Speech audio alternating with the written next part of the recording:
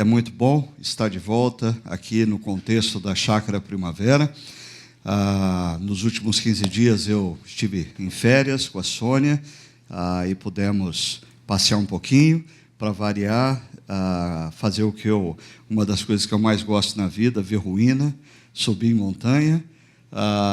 Os meus amigos que eu convido para viajar comigo, eles já estão começando a pular fora, porque sabem que o negócio é meio radical. Mas antes dos meus 15 dias de férias, nós tivemos a conferência do CTPI e nós tínhamos a presença aqui com a gente de gente tão especial. Nós não podíamos deixar eles passarem por aqui sem trazer uma palavra à nossa comunidade. Então, foram também 2 finais de semana que eu estive fora aqui desse espaço de ministração da palavra, mas é muito bom estar novamente aqui com vocês e com todos vocês que nos acompanham nesse instante pela internet. E cabe a mim dar continuidade à série que teve início semana passada, virando o jogo Princípios para a Superação. Bem, é claro, essa série ela está diretamente relacionado a algo que envolve a vida de absolutamente todos nós hoje no contexto da nossa nação. Crise. É interessante como essa palavra tem sido usada. Eu, pelo menos, eu às vezes leio jornais e eles dizem: estamos vivendo uma crise sem precedentes na história do nosso país. Eu confesso para vocês que eu não sei avaliar se isso é verdade ou não, porque desde que eu me conheço por gente, desde que eu consegui me entender como gente, o nosso país está em crise, né? Só muda os aspectos, mas a gente está sempre, ora é crise política, ora é crise econômica, e a palavra crise, ela vai sendo aplicada à nossa política, à nossa economia, à vida profissional, crise institucional. Estamos vivendo uma crise institucional. Tudo isso gera crise familiar, tudo isso gera crise conjugal. Homens e mulheres começam a se desentender em casa porque o dinheiro fica curto. O marido perde o emprego. Depois de alguns meses, emocionalmente, ele entra num processo de depressão. O casal não consegue entender o que está rolando. Aí o casal começa a brigar. As coisas vão ficando tensas.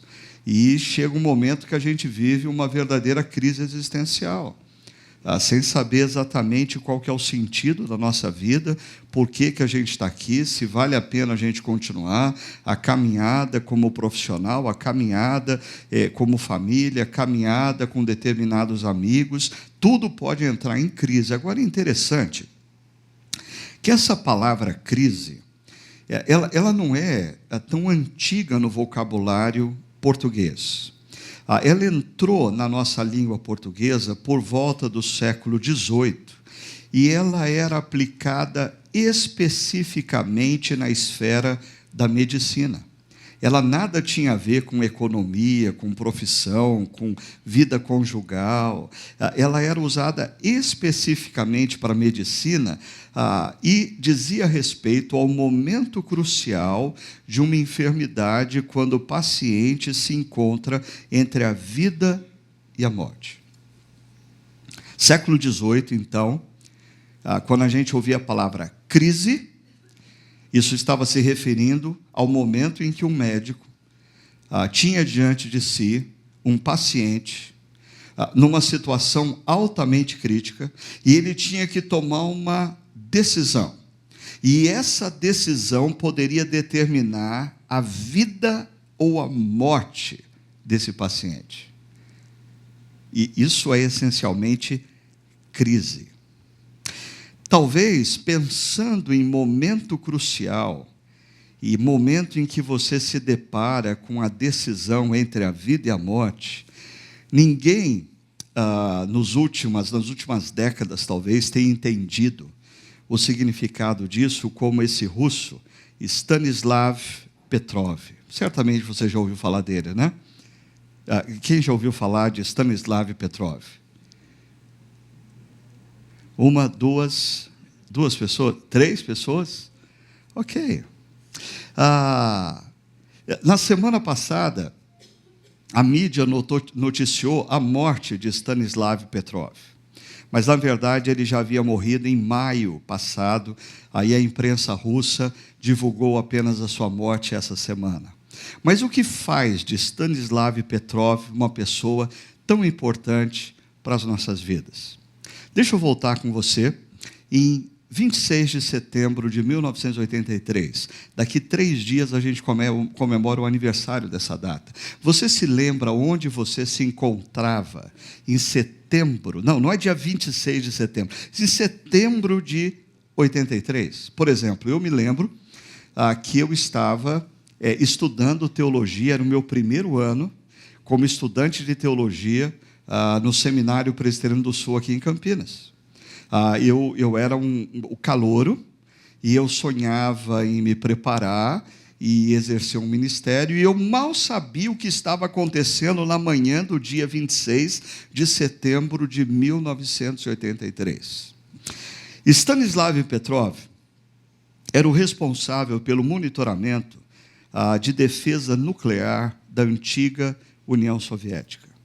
Ele era o homem que tinha diante de si inúmeros monitores de fósforo verde conectados a satélites altamente rudimentares, mas que estavam apontados para todas as bases nucleares norte-americanas, e qualquer movimento naquelas bases acionavam os satélites que enviavam a esse homem uma mensagem. Um míssil foi disparado e cabia a ele apertar o botão que dava início ao processo de reação e início de uma guerra nuclear.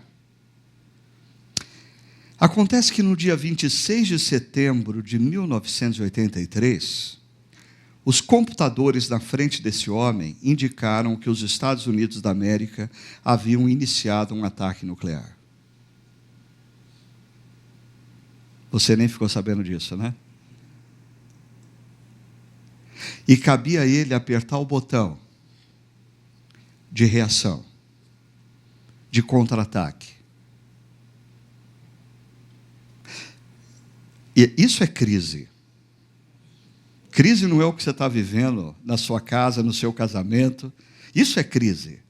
Cabia a esse homem decidir se ele iniciava o processo onde milhares de pessoas morreriam, ou ele não apertava o botão e apenas milhares de russos morreriam. Ele decide não iniciar o contra-ataque. Ele decide apostar de que houve alguma falha no sistema.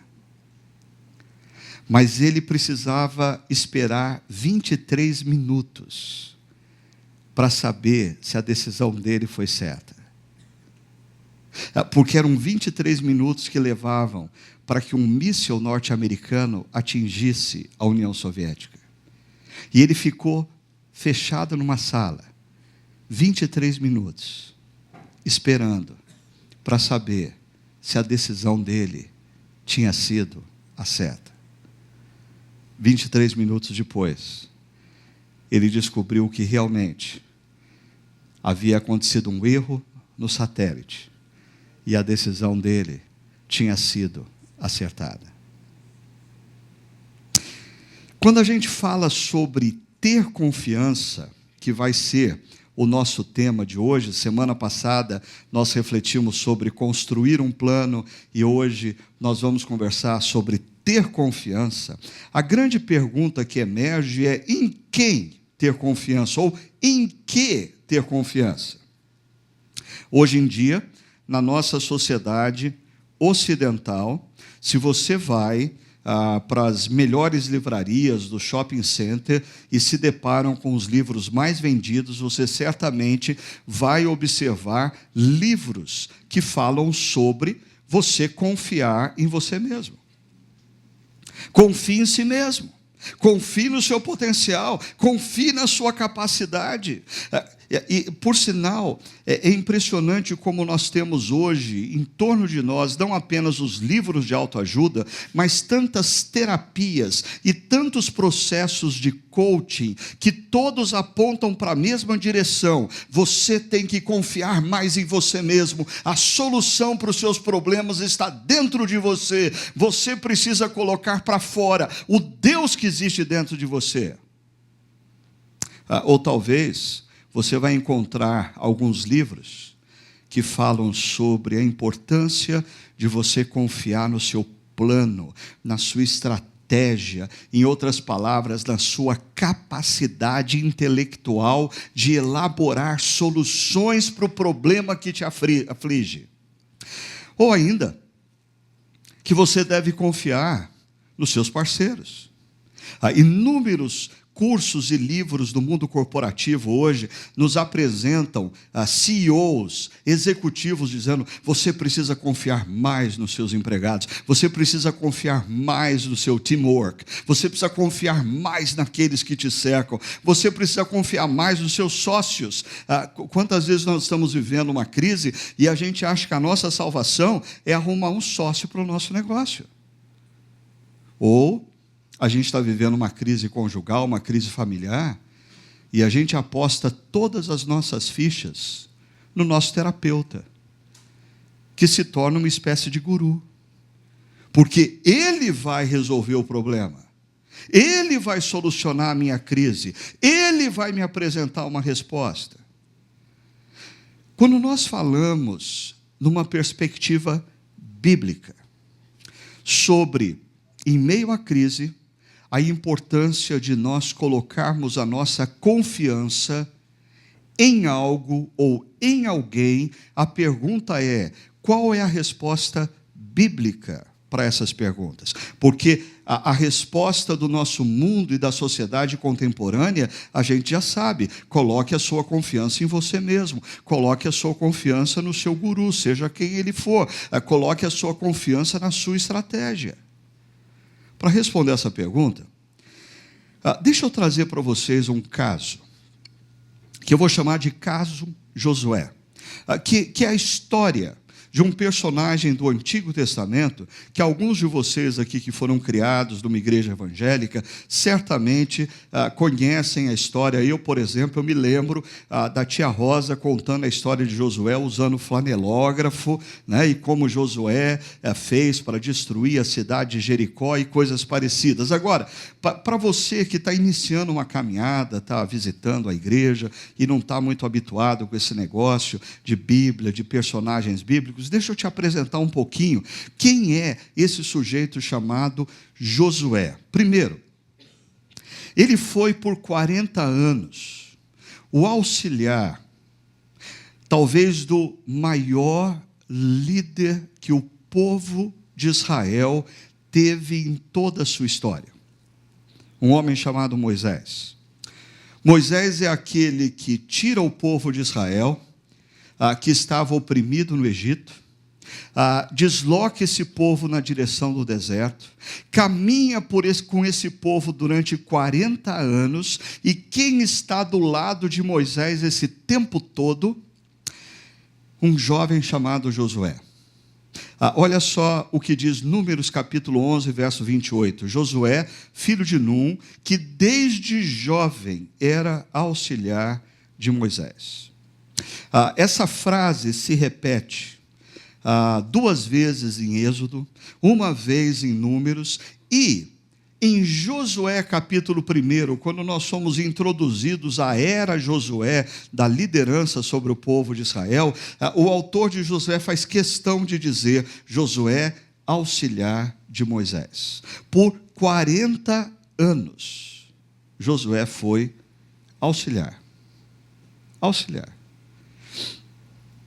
E eu confesso que, apesar de eu ter lido a Bíblia algumas vezes e ter contado essa história várias vezes, é interessante o estudo da Bíblia, porque não importa quantas vezes você já tenha lido e estudado, vira e mexe você tem uma nova luz sobre uma determinada situação. E eu confesso para vocês que eu nunca tinha parado para perceber que, por exemplo, quando Moisés sobe no Monte Sinai pela segunda vez para receber as tábuas da lei, quem ele leva junto?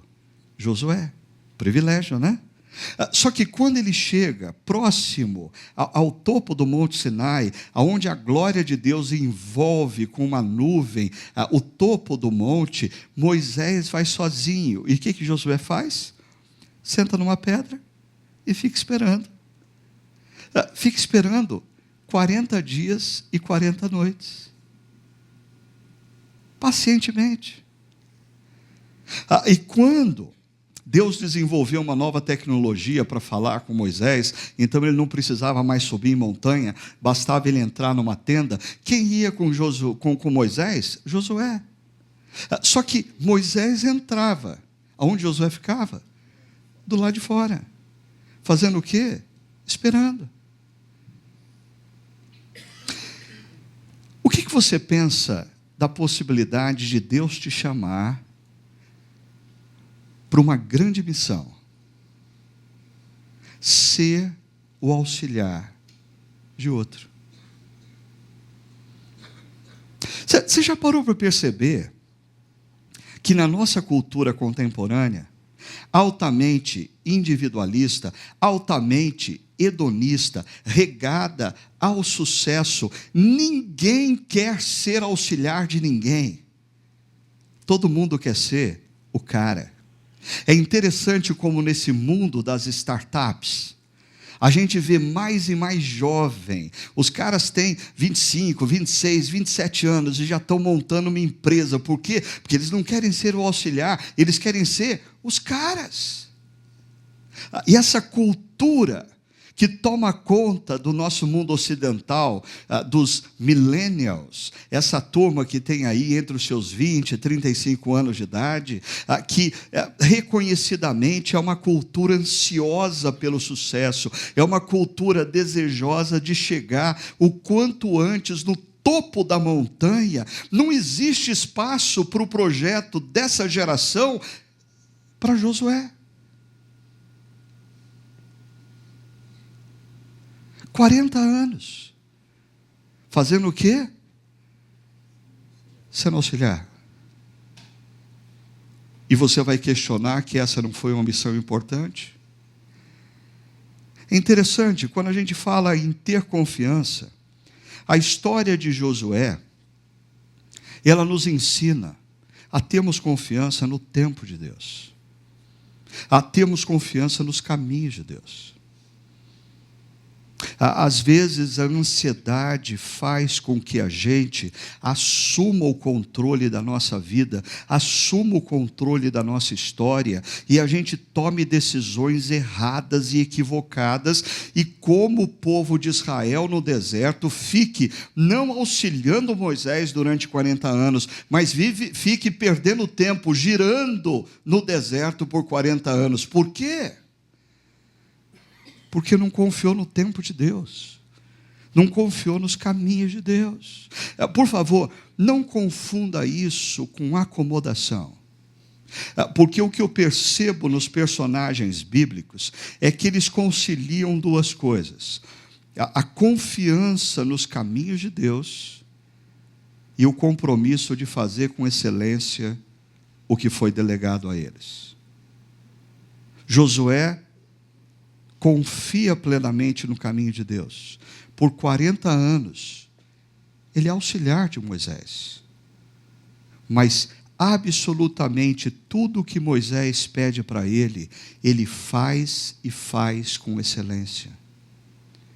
Mas a coisa é um pouquinho mais séria e um pouco mais profunda. Porque Josué tem o seu próprio nome alterado por Moisés.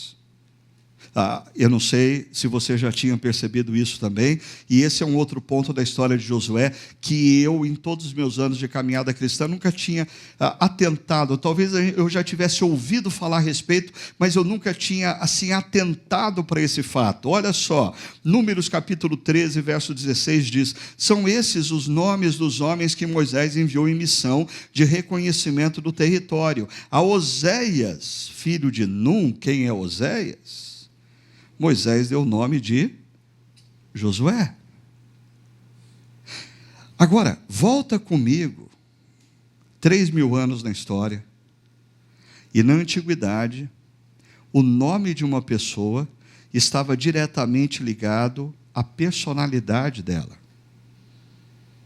Quem aqui se lembra da história de Jacó? Porque ele foi chamado Jacó? Porque ele nasce agarrado ao calcanhar do irmão gêmeo, e Jacó significa enganador, e Jacó passa boa parte da sua vida enganando e sendo enganado, porque o nome de uma pessoa na antiguidade está diretamente relacionado à sua personalidade. Então, quando Deus diz para Jacó: o seu nome não será mais Jacó, mas sim Israel, você vai deixar de ser um enganador para ser um príncipe do Senhor. Isso é uma mudança de perspectiva da própria personalidade. Agora, quando Moisés muda o nome de Oséias, o que ele está fazendo? Olha só, o nome Oséias significa salvação. Então imagina um cara que cresce sendo chamado de salvação. Assim, a mãe olhava para ele e falou: minha salvação. O pai estava lá na marcenaria e dizia: salvação, vem aqui me ajudar. Os meninos da escola tinham dividido os 2 times para jogar futebol. Um time estava perdendo, e aí Oséias chegava, o time que estava perdendo fazia: a salvação é nossa, ele joga para o nosso lado. O que você desenvolve no caráter de um indivíduo que passa boa parte da sua vida ouvindo que ele é a salvação? Sabe qual que é o significado do nome Josué? O Senhor é a salvação. A gente não está falando de uma mera mudança de nome. A gente está falando de uma mudança da base de sustentação da sua confiança. Moisés foi responsável por pegar um jovem que confiava que ele era a salvação e fazer dele um homem adulto que conhece que o Senhor é a salvação. Esses 40 anos como auxiliar foram 40 anos de grande e profunda transformação. Eu achei maravilhosa a música que nós ouvimos antes dessa mensagem. É tão verdadeiro essa história de que para o caminhante o importante é a chegada. Mas quando ele chega no ponto em que ele se destinava, ele percebe que o mais importante não foi a chegada, o mais importante foi o caminho. Ao longo do caminho ele foi lapidado, ao longo do caminho ele foi transformado, ao longo do caminho ele foi moldado. É assim que Deus trabalha com as nossas vidas, e nós fazemos parte de uma cultura imediatista demais para confiar no tempo de Deus, imediatista demais para percebermos que em meio ao caminho Deus está nos lapidando, Deus está nos moldando, Deus está nos formatando, e por isso que nós estamos talvez destinados a chegarmos numa idade avançada e não sermos as pessoas que Deus planejou que nós fôssemos. Por que nós somos apressados demais? Porque nós nos achamos prontos já para os desafios da vida. Porque nós já nos achamos suficientes demais para nos curvarmos diante da mão de Deus e dizer: Deus, faz a obra que o Senhor tem que fazer na minha vida. Josué é um dos 12 homens enviados como espias. Quando o povo de Israel peregrinava pelo deserto, num determinado momento, Moisés envia 12 homens para verificar como que era a terra de Canaã. Quando esses homens voltam, 10 desses homens, e esse é um dos grandes problemas das nossas decisões, muitas vezes, em igreja, em organizações, a gente crê que a maioria é a voz de Deus. Essa história nos mostra que nem sempre. Dos 12, 10 dizem assim: de jeito nenhum vamos entrar em Canaã, Moisés. Moisés, é uma fria entrarmos em Canaã. Os homens de Canaã são altos demais, eles são como gigantes, eles são fortificados, eles têm armamento bélico que nós não temos. Nós vamos ser derrotados se insistirmos nesse plano. Mas 2 homens, Calebe e Josué, o Senhor é a salvação, tiveram um parecer diferente. Diz assim: Josué e Calebe disseram: a terra que percorremos em missão de reconhecimento é excelente. Se o Senhor se agradar de nós, Ele nos fará entrar nessa terra onde manam leite e mel e a dará a nós. Então, no primeiro exercício que Josué tem, enviado por Moisés, para olhar a terra, Josué não tem medo do desafio. Por quê? Porque o Senhor é a salvação. Quando você olha demais para o problema, e o problema começa a crescer diante dos seus olhos, e paralelamente você gasta pouco tempo de reflexão, de meditação na presença de Deus, você vai sendo tomado pelo pavor. Por quê? Porque o desafio que você tem diante de você é imensamente maior do que você, e você se esqueceu que o Senhor é a salvação. Mas quando você gasta tempo na presença de Deus, gasta tempo refletindo em quem é Deus, no amor de Deus, no poder de Deus, gasta tempo olhando para o passado e percebendo como Deus esteve com você até aqui. Os problemas muitas vezes não mudam, mas a visão que você tem deles, isso muda.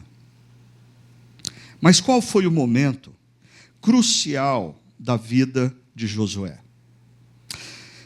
Para mim, o momento crucial da vida de Josué se deu quando ele tinha talvez cerca de 60, 65 anos de idade. E Josué capítulo 1 retrata o seguinte: depois da morte de Moisés, e o texto diz, servo do Senhor, disse o Senhor a Josué, e o texto diz, auxiliar de Moisés. 40 anos como auxiliar. Aí o que Deus diz a Josué? Meu servo Moisés está morto. É interessante, talvez na nossa cultura ocidental, individualista, ao sucesso, hedonista, um cara que, primeiro, o cara não aguenta ficar 40 anos como auxiliar, mas se ele recebe a notícia que o chefe dele morreu, essa é uma má notícia na nossa cultura contemporânea? Não é. Era tudo que o cara está esperando há 2, 3 anos, porque 40 anos ninguém espera. Agora, pois, você e todo esse povo, prepare-se para atravessar o Rio Jordão e entrar na terra que eu estou para dar aos israelitas. Em outras palavras, Josué, a bola é tua. Mas Josué, ele não escuta essa ordem dessa maneira que eu falei. Josué, a bola é tua. Ele escuta um pouquinho diferente. Ele escuta assim: Josué, você é a bola da vez. Por quê? Josué é tomado de medo, de receio. E aí eu comecei a pensar, como eu poderia atualizar essa situação? para que você conseguisse entender levemente, porque nenhuma analogia é perfeita, mas um pouquinho mais próximo, o que Josué sentiu. Por exemplo, nós temos algum estudante de advocacia aqui?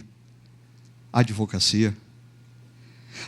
Temos advogados aqui? Por favor, levanta a mão. Aqui, ok. Então, vamos imaginar que a Cláudia, que está aqui, ela decidiu prestar um concurso para ser juíza. E ela passa no concurso e ela se torna juíza numa primeira instância.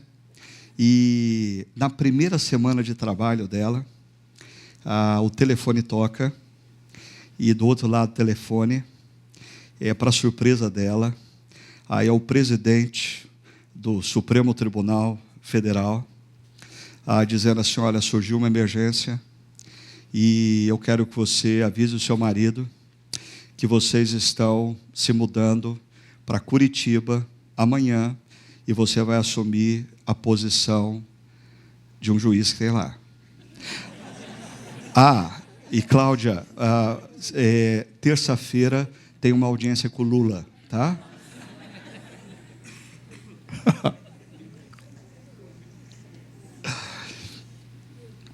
Nós temos um adolescente na nossa comunidade que ele sonha em ser jogador de futebol. O problema dele é que ele torce para o time errado.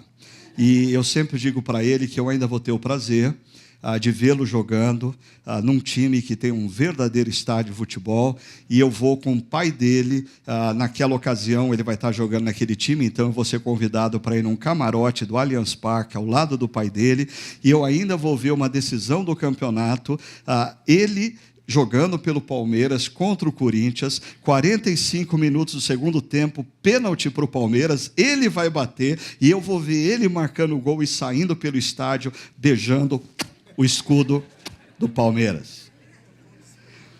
Ele não gosta muito da ideia, mas imagina que esse nosso adolescente se torne de fato um jogador de futebol, e ele, assim, logo jovem, ele tem uma carreira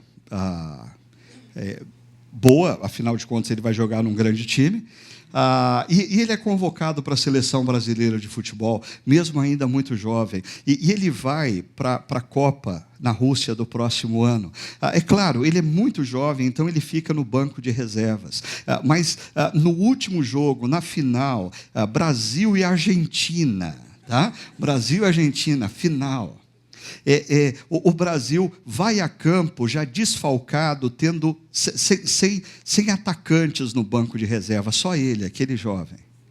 E, de repente, vai para a prorrogação, e um jogador do Brasil cai, e ele tem que entrar no lar, ele tem que substituir esse jogador.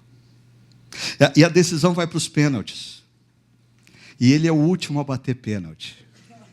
Está tudo na mão dele, Brasil e Argentina.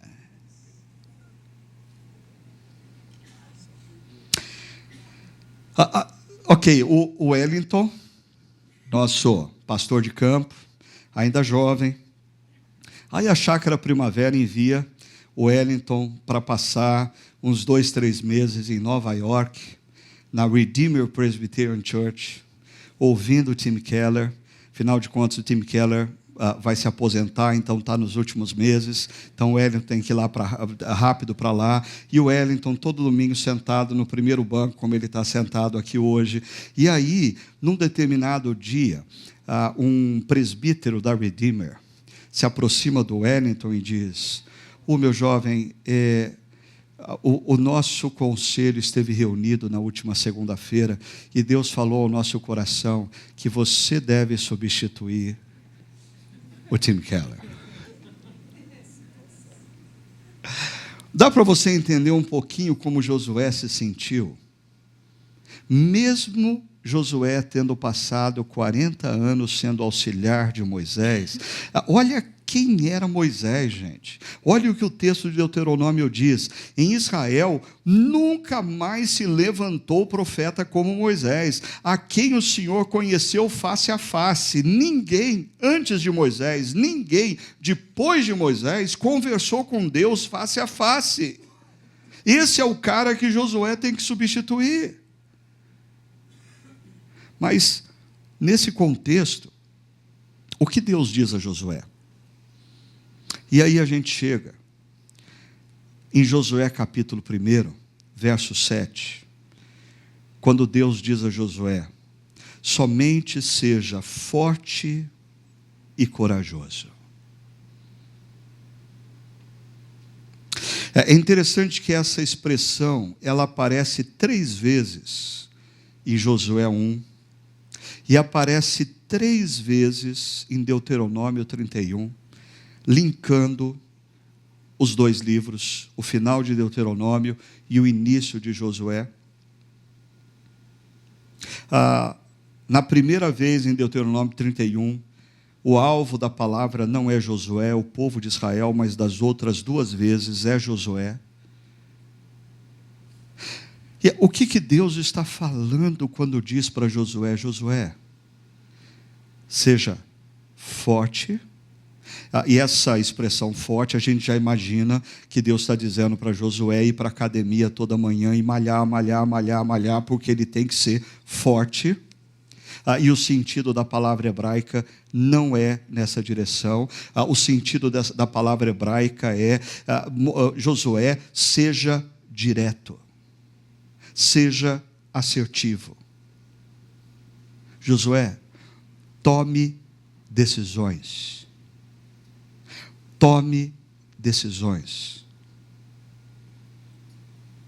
E aí você entende a palavra corajoso. Porque para você tomar decisões, você tem que ser corajoso.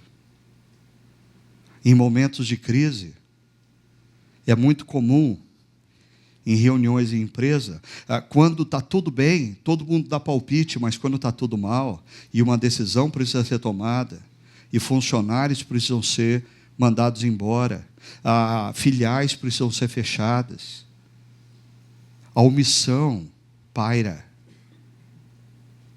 E eu diria que uma das características do verdadeiro e genuíno líder é a capacidade de tomar decisões, e para isso ele precisa ser corajoso. Eu conversava ontem com as minhas filhas, sentado em torno da mesa, e eu dizia para elas a minha crescente preocupação em perceber que nós fazemos parte de uma cultura aonde tem se tornado quase que proibitivo ser homem. E, consequentemente, muitos homens dentro das suas famílias estão se tornando omissos e não estão tomando as decisões que precisam ser tomadas, porque não me importa o que a cultura diz, o que a Bíblia diz é que eu sou responsável por responder diante de Deus pela vida da minha esposa. Eu sou o líder da minha família. E se alguém tem que tomar decisões críticas e sérias em momentos difíceis, sou eu. Mas é impressionante a incapacidade de muitos homens hoje de tomar as decisões que precisam ser tomadas. Quando a família está em crise, quando os filhos estão em crise, quando as finanças do lar entram em crise. Alguns especialistas dizem que nós vivemos uma síndrome de homens se casando com a projeção das suas mães. Porque ao invés deles assumirem um papel de maridos, no casamento eles se tornam, pela segunda vez, filhos. É sério esse negócio. Deus vem para Josué e diz: Josué, você, a partir de agora, é o líder. E sabe o que significa isso, Josué? Você precisa tomar as decisões. Ah, Deus, mas vai ser difícil. Ah, Deus, mas eu vou me tornar alvo de críticas, eu vou me tornar alvo de comentários, eu vou perder amigos, eu vou perder a simpatia de pessoas se eu tomar as decisões que precisam ser tomadas. Josué, seja forte, seja corajoso. E olha o que o texto diz ainda.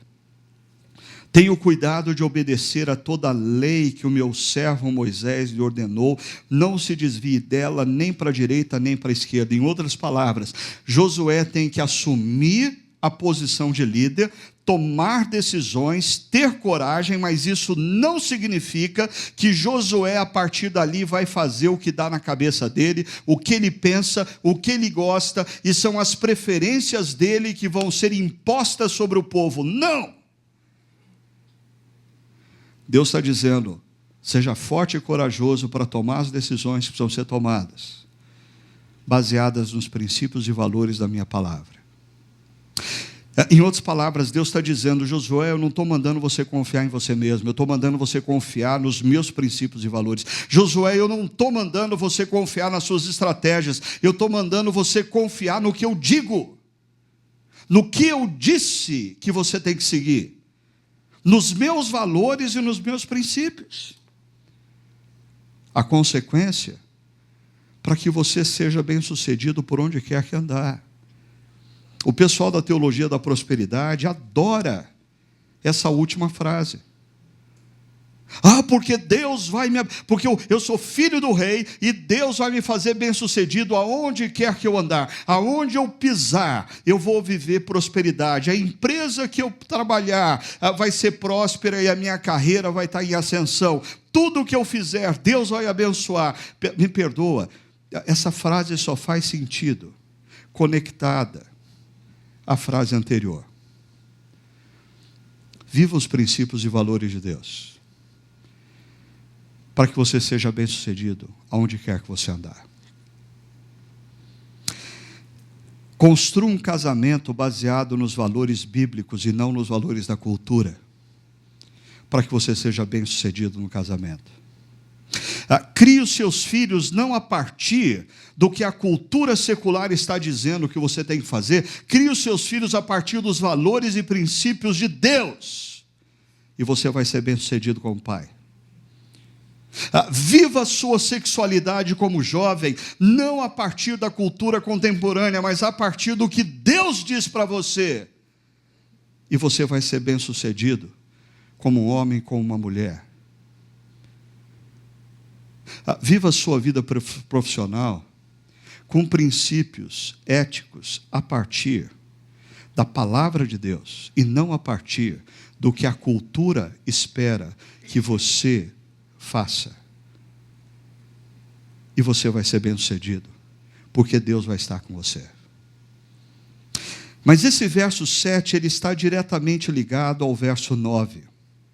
E eu não estou lendo o capítulo, todo o trecho, depois, durante a semana, você pode refletir em todo o trecho. Eu só vou destacar o verso 7 e o verso 9, porque o verso 9, Deus diz assim para Josué, não fui eu que lhe ordenei, e mais uma vez, seja forte e corajoso.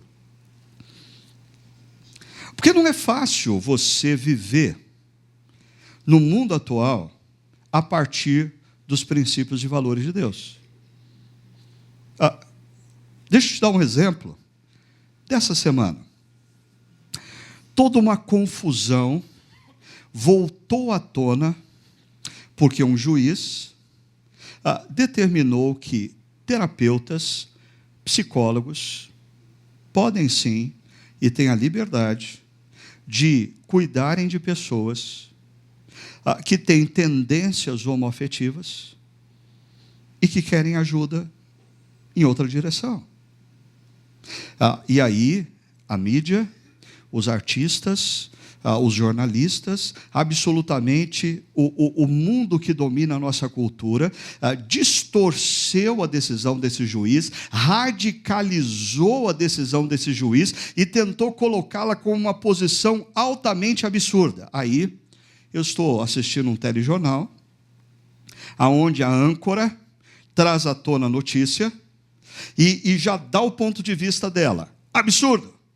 E aí, em 3 telas, outros jornalistas estão ali ouvindo, e ela se volta para os jornalistas e diz assim: e vocês, o que pensam acerca disso? Naquele momento eu pensei, imagina se um daqueles jornalistas é um cristão.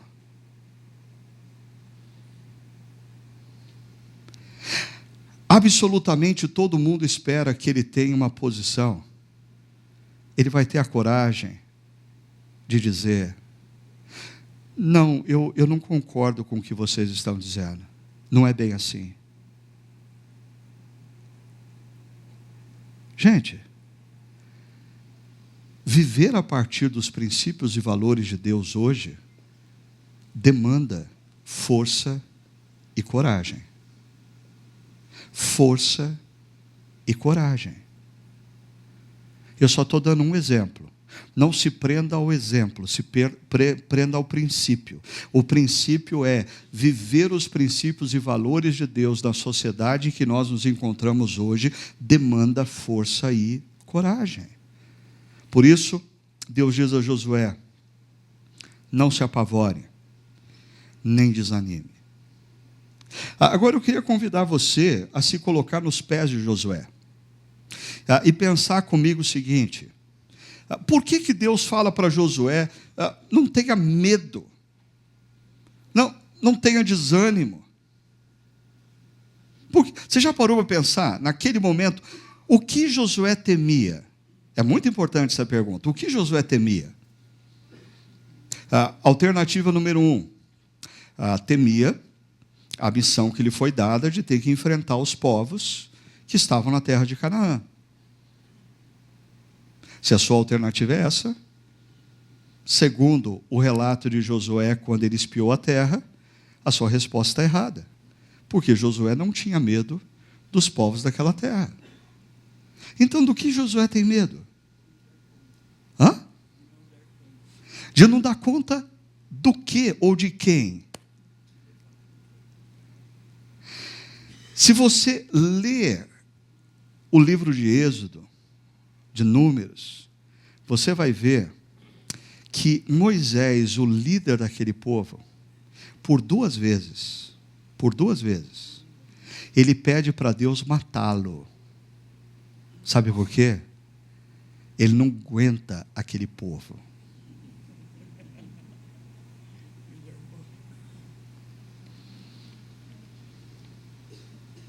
O maior desafio que um líder enfrenta não são os desafios externos. É lidar com as pessoas que ele lidera. É conciliar opiniões. É saber que quando ele toma decisões, as expectativas não são todas correspondidas. É saber que quando ele toma decisões, ele vai ser alvo de crítica. É saber que quando ele toma decisões, ele perde uns 2, 3 amigos que não vão conversar mais com ele. O medo de Josué e o desânimo de Josué não está relacionado à empreitada que ele vai ter, mas ele viu o que Moisés passou.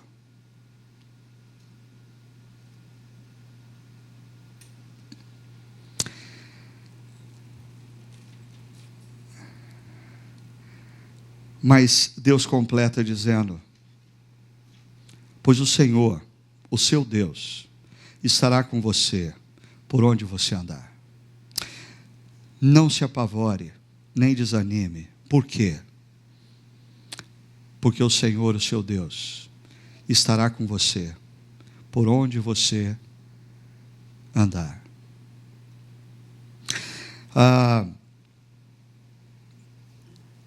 Há cerca de 2, 3 anos atrás, há 2 anos atrás, eu estava completando 50 anos de idade.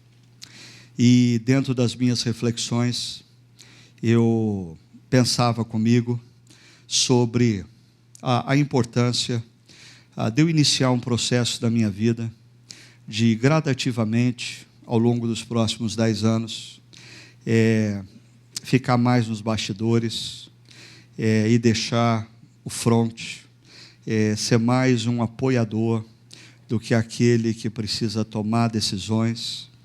Porque, como eu disse, a face da liderança que mais desgasta um homem ou uma mulher não são necessariamente os desafios, mas é a gestão das pessoas, das opiniões, das expectativas. E eu compartilhei com o conselho da igreja o meu plano, e nós iniciamos um processo na direção de construir esse plano de maneira assim bem gradativa ao longo de 10 anos. Como alguns de vocês sabem, nos últimos 2, 3 meses, esse plano, veio abaixo. E eu confesso para vocês, a constatação de que esse plano não tinha dado certo, gerou uma profunda crise em mim. Porque se Josué, que ficou 40 anos do lado de Moisés, tem o direito de sentir medo e desânimo, por que eu, pobre Ricardo, não posso sentir medo e desânimo?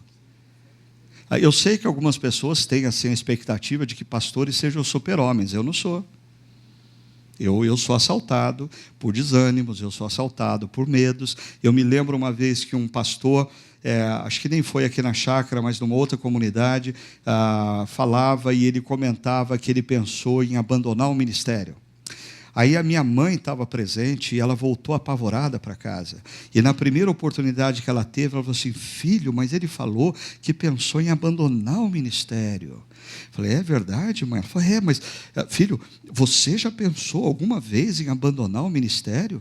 Falei para ela: umas duas vezes por ano. E há cerca de 45 dias atrás, eu estava numa conferência nos Estados Unidos, uma conferência sobre liderança. E eu ouvi uma palavra. E eu percebi o que Deus estava fazendo. E eu fiquei doido da vida com Deus. Eu percebi que Deus estava dizendo assim, ele estava levantando uma pergunta, ele não estava nem afirmando, ele estava levantando uma pergunta. E se eu pedir para você se dedicar com o mesmo empenho e com a mesma excelência mais 20 anos?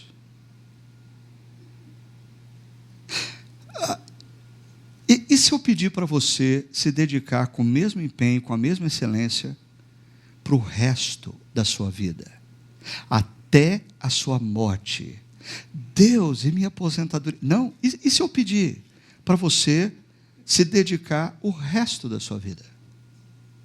É interessante porque muitas vezes jovens, quando a gente é jovem, assim por volta dos 18, 20 anos de idade, alguns jovens vivem essa crise. Será que Deus está pedindo para eu me dedicar à obra dele? Depois que a gente passa por essa fase, é interessante, a gente acha que Deus, assim, é que nem alistamento militar. Quem Deus quer pegar, Ele pega quando tem 18, 20 anos de idade. Se você não foi chamado, você está livre para viver sua vida, para ser um profissional, para ganhar dinheiro, para andar de carro importado, para ter apartamento na praia, seja lá o que for, porque você não foi alistado. Só tem um problema. Josué foi alistado com 60 anos de idade.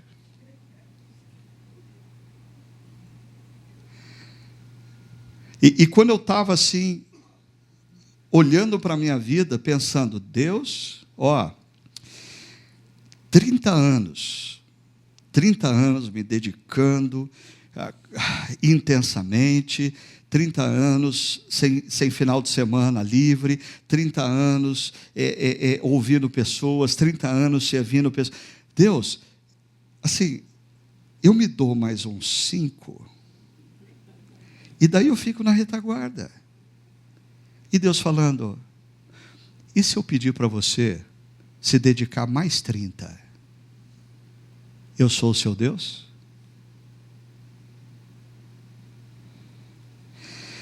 Quando terminou aquela palestra, eu escrevi uma oração. E eu resolvi ler minha oração aqui para vocês. A minha oração dizia assim: Senhor, eu não quero mais liderar. Eu não quero mais coordenar. Eu não quero mais demandar de pessoas. Eu tenho feito isso há 30 anos. Eu estou cansado.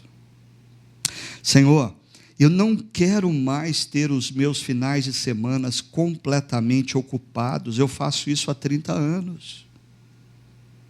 Senhor, eu não quero mais lidar e ouvir críticas, comentários e opiniões. Eu tenho sido alvo disso há 30 anos. Senhor, eu quero caminhar na direção de algum descanso. Eu quero ficar atrás das cenas. Eu quero suportar novos líderes. Eu quero continuar a estudar a Bíblia e pregar. Mas, Senhor, de preferência apenas para aqueles que realmente desejam estudar e ouvir a palavra. Senhor, eu quero ter mais tempo para resgatar amizades que eu perdi, nutrir relacionamentos que eu não pude nutrir, fazer novos amigos. Senhor, eu quero ter fins de semana livres para estar com os meus netos. Eu quero ter tempo para viajar com a minha esposa, sem ter que conciliar viagem com trabalho. Mas, Senhor, estaria o Senhor me chamando outra vez? Estaria o Senhor me desafiando a segui-lo mais uma vez? Estaria o Senhor dizendo para eu abrir mão dos meus desejos e dos meus sonhos para viver os seus desejos e os seus sonhos?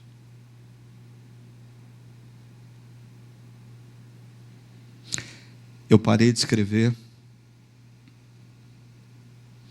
e passei 2 dias sem completar essa oração. Até que 2 dias depois, num outro parágrafo, eu completei, dizendo: Senhor, eu estou disposto a fazer o que o Senhor quiser. Eu vou me dedicar de todo o coração e com toda a força, até onde o Senhor disser que eu tenho que me dedicar.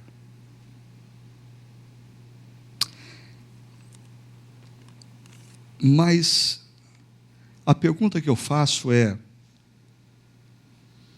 e essa é a minha crise na última semana: por que só eu, Deus?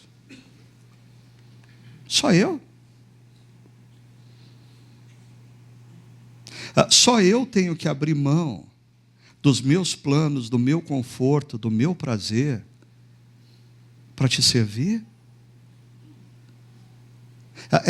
Essa ordem é só para mim? É só para quem fez curso de teologia? É só para quem foi ordenado pastor? Senhor, essa ordem é só para mim? Porque talvez, pensando nos meus 30 anos de ministério, uma das coisas que mais desanima um pastor é perceber que, para o pastor, a obra de Deus, a missão de Deus e a igreja é a avenida central. Para grande parte das pessoas que pertencem à igreja, a igreja é uma vielinha transversal que a gente vai e dedica algum tempo quando dá.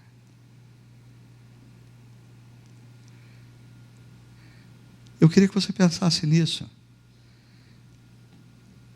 Aos 60 anos de idade, Deus vira para Josué e diz assim: chega, agora você vai ser a bola da vez. É você que vai ter que se dedicar. É você que vai se tornar vidraça. É você que vai ter que se empenhar. É você que vai ter que tomar decisões e ouvir a crítica dos outros. Será que Deus poderia hoje estar sugerindo a você que chega de ser auxiliar? Eu quero que você assuma uma posição em que você vai se expor. Você tem medo? Josué também teve. Deus disse: não tenha medo. Ah, você está desanimado porque você sabe que é complicado. Josué também esteve. E só pensando uma última coisa com vocês sobre essa questão de que o Senhor estará com você por onde você andar. Eu me lembro que certa ocasião eu conversava com uma pessoa que foi meu mentor e que me orientou grandemente na vida. E eu estava com uma dúvida acerca qual caminho tomar na minha vida, se eu devia tomar uma decisão nessa direção, ou tomar uma decisão nessa direção, ou tomar uma decisão nessa direção. E aí, essa pessoa, o Douglas Spurlock, ele sentou comigo e falou assim: Ricardo, deixa eu fazer uma pergunta. Em alguma dessas decisões, em algum desses caminhos, se você tomá-lo, você vai ferir um princípio bíblico? Eu observei e falei: não. Ele falou: Ricardo, se você tomar um desses caminhos, você vai criar um problema para uma pessoa que você não deve criar o problema. Eu falei: não. Ele falou: então, Ricardo, renova a sua ideia acerca de quem Deus é. Deus não é um Deus que te coloca opções e diz assim: meu filho, presta atenção, você tem que tomar uma decisão agora. E, se você pegar o caminho errado, você vai se dar mal para todo o sempre. Dos caminhos que estão à sua frente, só um está certo. Por isso, presta atenção, meu filho. E você fala: Deus, qual que é o caminho certo? E Deus fala: não vou falar, você vai ter que acertar. Mas Deus, e se eu errar? Ele diz: você vai se dar mal o resto da sua vida. O Douglas falou assim: esse não é o Deus da Bíblia.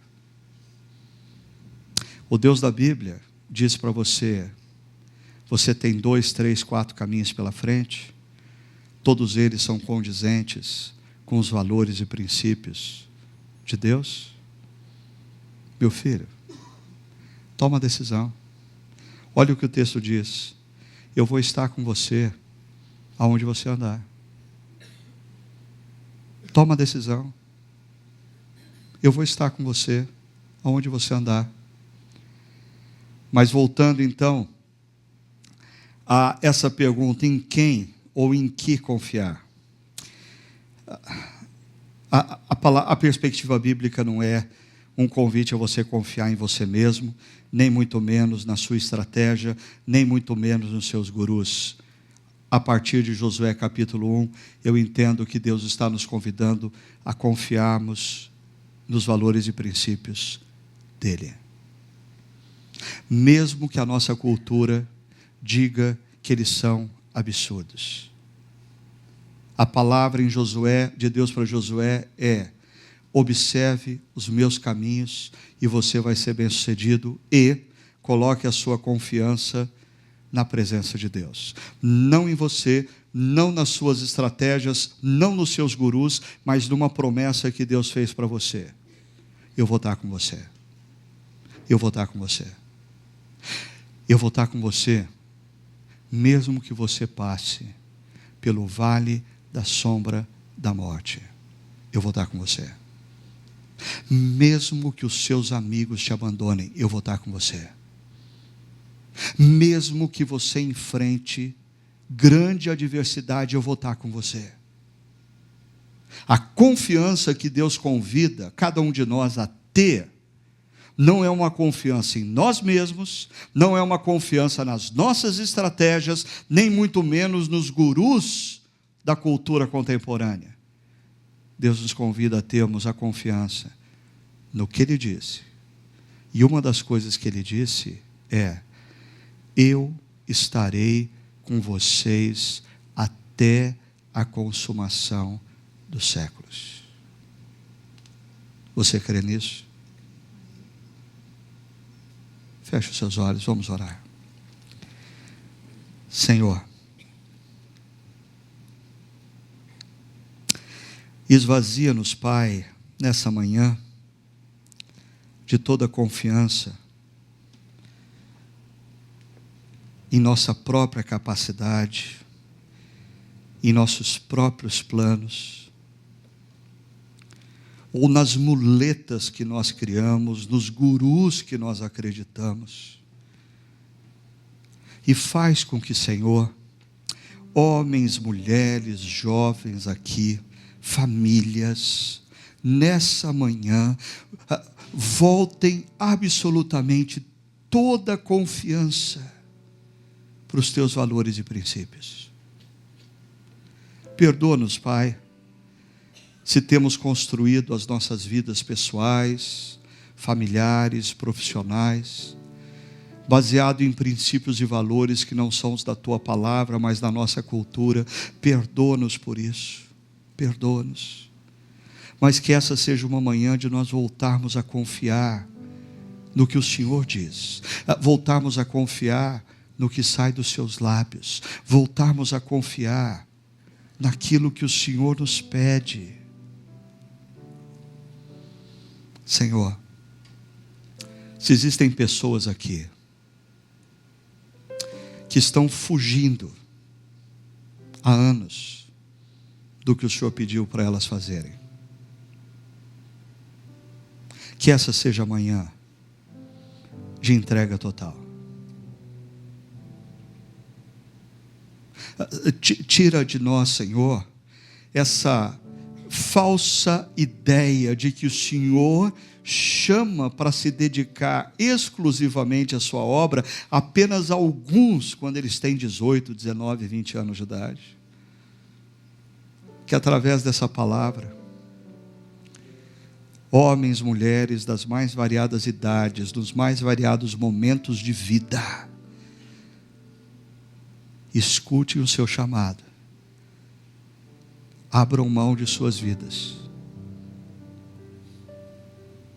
e se rendam à Tua vontade, que é boa, que é perfeita, que é agradável.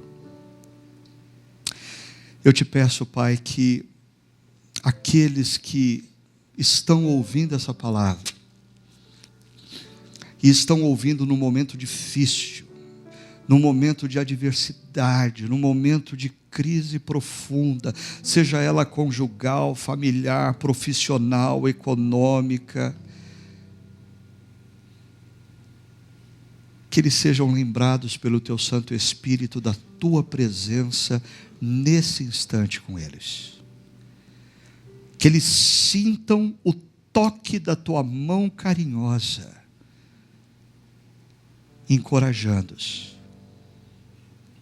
E que eles escutem dos Teus lábios a voz do Senhor dizendo: